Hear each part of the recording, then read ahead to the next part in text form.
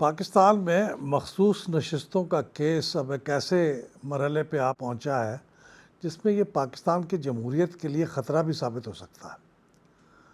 पस मंज़र के तौर पे ये बताते हैं कि 8 फरवरी के इलेक्शन हो जाने के बाद से पाकिस्तान के अंदर 226 मखसूस नशिस्तें हैं जो ख़वातीन के लिए हैं और नॉन मुस्लिम्स के लिए हैं। ख़वातीन के लिए को 192 और नॉन मुस्लिम्स के लिए 34, कौमी असम्बली में भी और चारों सूबाई असम्बलियों में मिला के ये मखसूस नशिस्तें उन पार्टियों को दी जानी थी जिनकी असम्बलियों के अंदर एक मखसूस तादाद मौजूद है और उस तादाद की निस्बत से ये मखसूस नशिस्तें हर असम्बली में उन पार्टियों के दरमियान तकसीम होनी थी।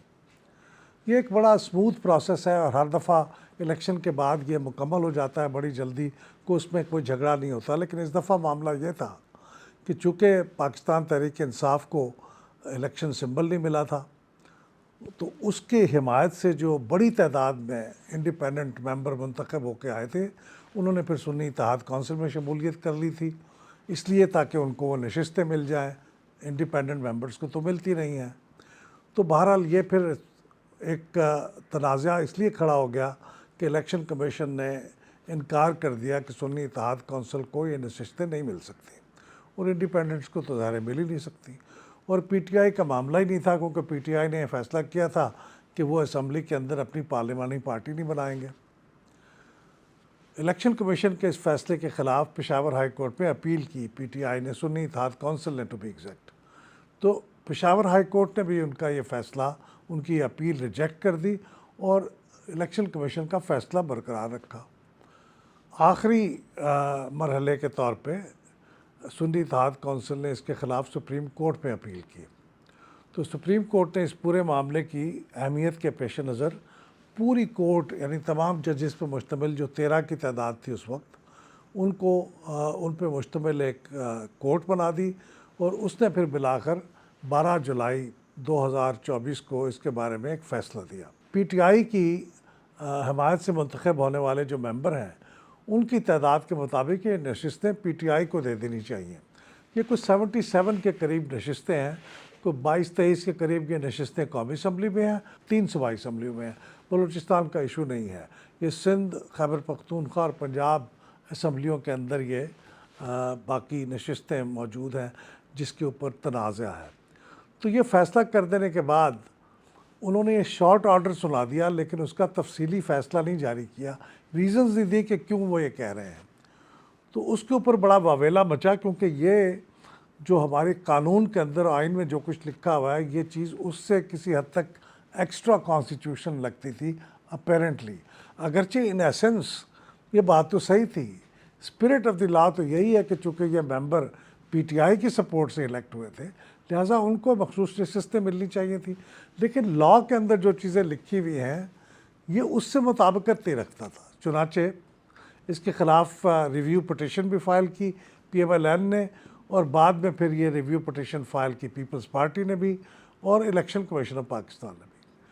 लेकिन एक बड़ा मसला ये हुआ कि ये शॉर्ट ऑर्डर देने के बाद चाहिए तो ये था कि इस फ़ैसले की अहमियत के पेश नज़र, और चूँकि फ़ैसले में एक टाइम टेबल दिया गया था कि 15 दिन में लोगों ने अपनी एफिलिएशन शो करनी है, 15 दिन में इलेक्शन कमीशन इनको नोटिफाई करना है, सियासी जमात ने अपनी एफिलिएशन की तस्दीक करनी है 7 दिन के अंदर।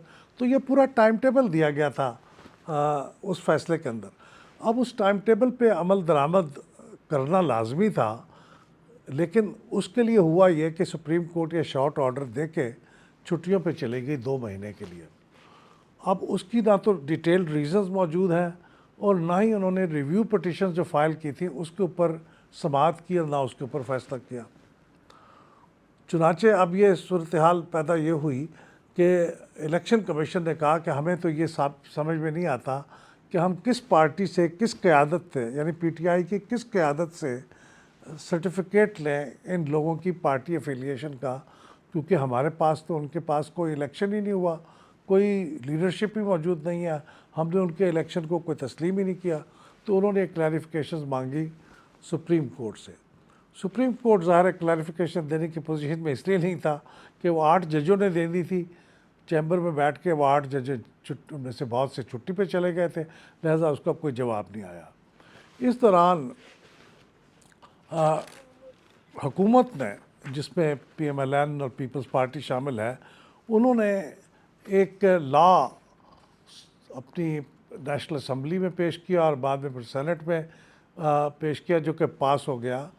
उस लॉ का बुनियादी जो फ़लसफ़ा था या उसका जो इफ़ेक्ट था वो ये था कि इसके नतीजे में सुप्रीम कोर्ट का दिया हुआ फ़ैसला उस पर अमल दरामद नहीं हो सकता था। सदर ममलकत ने कौमी असम्बली और सेनेट से पास किए गए इस कानून को, जिसे इलेक्शंस सेकंड अमेंडमेंट एक्ट 2024 कहते हैं, उसके ऊपर दस्तखत कर दिए, जिसका मतलब ये है कि अब ये बाकायदा कानून बन गया।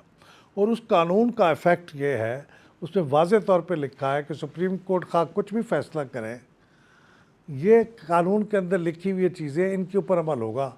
यानी उसके ऊपर अमल करने का नतीजा ये है कि वो जो नशिस्तें PTI को मिलनी थी वो नहीं मिल सकती। यानी मुख्तसरन ये, अब चूँकि वो लॉ पास हो गया है और इस वक्त एक वैलिड लॉ के तौर पे मौजूद है, अगर कहीं सुप्रीम कोर्ट उसको बाद में स्ट्राइक डाउन कर दे तो उसकी बात अलग है, वरना इस वक्त वही कानून है और उसी के ऊपर अमल होगा। और सुप्रीम कोर्ट के अंदर अगरचे PTI ने इसको चैलेंज कर दिया है, लेकिन सुप्रीम कोर्ट ने अभी उसकी समाअत के लिए कोई वक्त मुकर्रर नहीं किया। अब ये कानून पास हो गया है जो पार्लियामेंट का है, जो एक वैलिड लॉ है, और सुप्रीम कोर्ट का एक फ़ैसला है, दोनों आपस एक दूसरे के सामने आके खड़े हो गए हैं। अब आइंदा क्या हो सकता है?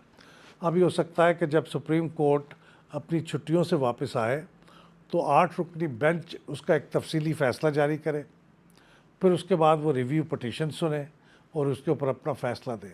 तो पहला इफ़ेक्ट तो ये है कि जब तक ये नहीं होता, सुप्रीम कोर्ट के फ़ैसले के मुताबिक नशिस्तें PTI को नहीं मिल सकती, वो सस्पेंड हो गया इन इफ़ेक्ट ये मामला। और अगर इस कानून के मुताबिक इलेक्शन कमीशन ये नोटिफिकेशन जारी कर दे और ये नशिस्तें बाकी पार्टियों में बांट दे, तो वो भी कोई गैर कानूनी और गैर आइनी नहीं होगा, क्योंकि एक लॉ पास हो चुका है और उस लॉ को किसी ने अभी गैर कानूनी भी करार नहीं दिया है। तो अब छुट्टियों से वापस आने के बाद क्या सुप्रीम कोर्ट इस लॉ को गैर कानूनी, गैर आइनी करार देगी, ओवरटर्न करेगी? और अगर वो ये करेगी तो फिर पार्लियामेंट क्या उसको एक्सेप्ट करेगी?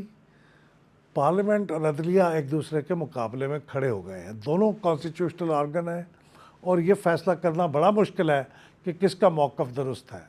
इस महाज़ाराई के नतीजे में अगर सुप्रीम कोर्ट के अंदर तौहीन अदालत की कार्रवाई का आगाज़ होता है, यानी कंटेम्प्ट ऑफ कोर्ट, तो किसके ख़िलाफ़ होगा?